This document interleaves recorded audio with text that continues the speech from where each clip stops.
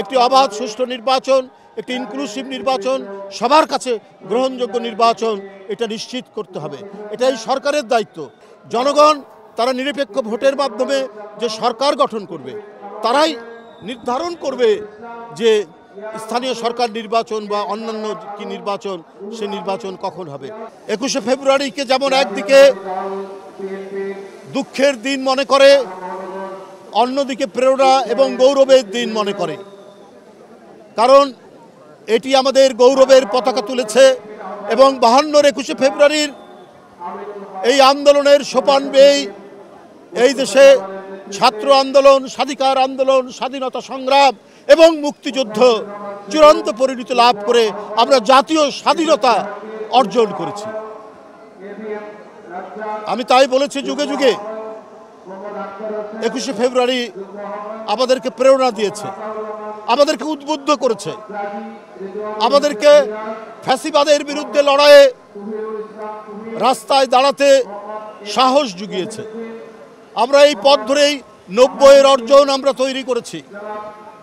এরশাদের মতো একজন ঘৃণ্য স্বৈর শাসকের পতন ঘটানো হয়েছে এবং এরই পথ ধরেই এক ভয়ঙ্কর ফ্যাসিস্ট শেখ হাসিনা, যে 17 বছর জনগণের কাঁধের উপর ভয়ঙ্কর অত্যাচার করে তিনি রাষ্ট্র ক্ষমতা দখল করেছিলেন, সেই রক্ত পিপাসু আওয়ামী ফ্যাসিবাদের জননী শেখ হাসিনা পালিয়ে যেতে বাধ্য হয় 2024 সালের 5ই আগস্ট। সুতরাং এগুলো সব কিছুতেই 21শে ফেব্রুয়ারি আমাদেরকে প্রেরণা জুগিয়েছে, আমাদেরকে উদ্বুদ্ধ করেছে, আমাদেরকে সংগ্রামের মধ্যে সামিল করেছে। তাই 21শে ফেব্রুয়ারির চেতনা অম্লান চেতনা, এই চেতনা কোনোদিন ম্লান হবে না।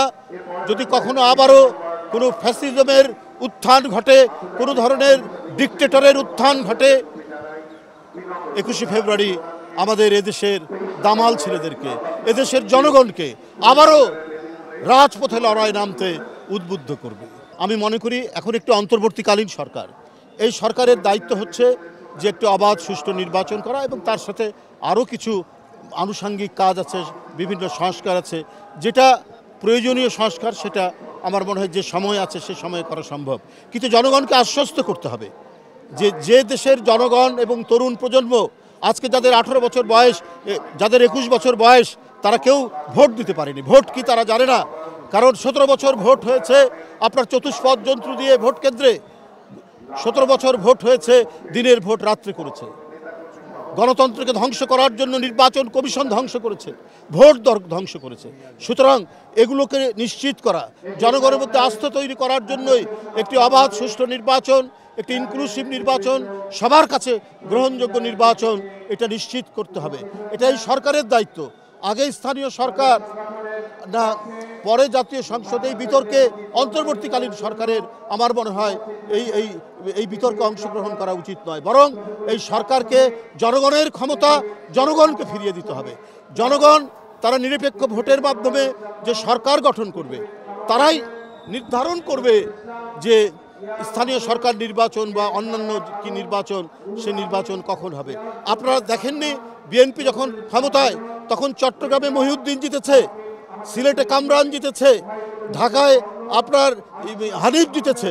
তো রাজনৈতিক দলের অধীনে স্থানীয় সরকার নির্বাচন কখন আপনার খারাপ হয়েছে? বিশেষ করে বিএনপি যখন ক্ষমতায় এসছে, আওয়ামী লীগ থাকা অবস্থায় হয়নি, কিন্তু বিএনপি তো নিশ্চিত করেছে। বিএনপি ক্ষমতায়, ঢাকায় আওয়ামী লীগের প্রার্থী হানিফ জিতেছে, সিলেটে কামরান জিতেছে। তাহলে এটা কী করে সম্ভব হয়েছে? আপনার মহিউদ্দিন জিতেছে, মহিউদ্দিন 2বার জিতেছে, 2বারই বিএনপি ক্ষমতায়। সুতরাং একটি গণতন্ত্রে বিশ্বাসী রাজনৈতিক দল ক্ষমতায় থাকলে পরে অবাধ সুষ্ঠু নির্বাচন স্থানীয় সরকারে হওয়া সম্ভব।